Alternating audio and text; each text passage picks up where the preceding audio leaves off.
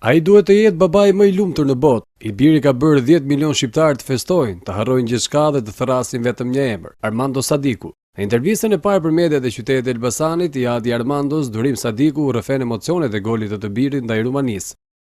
Kjo është një ndër... Kjo shkruhet në histori.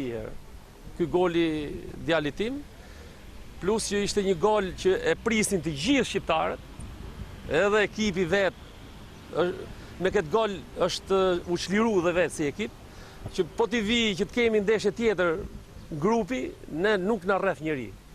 Kështu që ky ka qenë një gol i çlirimit të gjithë ekipit, gjithë grupit të lojtarëve, edhe ka qenë një gëzim jon i shumë i madh.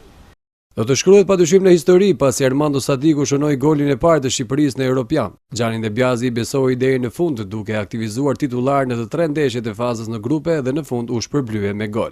Por Durim Sadiku tregon një tjetër pravasket. Pas një bisede me të birin në prag të ndeshjes me Rumaninë, Armando i kishte premtuar se do të shënonte dhe atë bëri.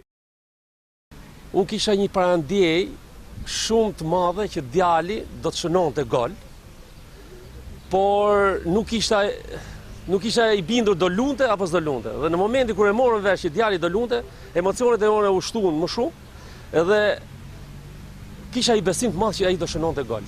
Se kur kam fol një ditë më parë, më ka thënë sa minuta mu do më besoj trajneri, unë do t'jap shpirtin në fushë.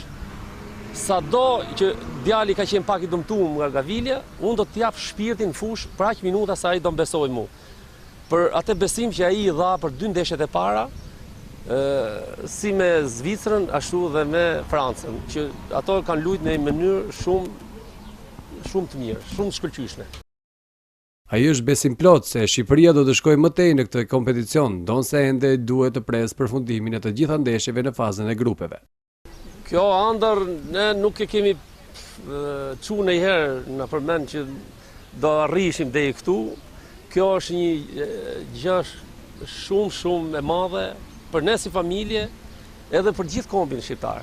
Them që ne do përballemi drejtësisht, pavarësisht se ato kanë kualitete, lartësia e tyre është më e madhe, ne jemi në hapat e para, por them që ne do t'i vëmë shumë në vështirësi, sidomos këto ekipet që janë të para, nuk diskutohet, por këto ekipet dorës dytë, ne them që do të përballemi edhe pse jo me fitore.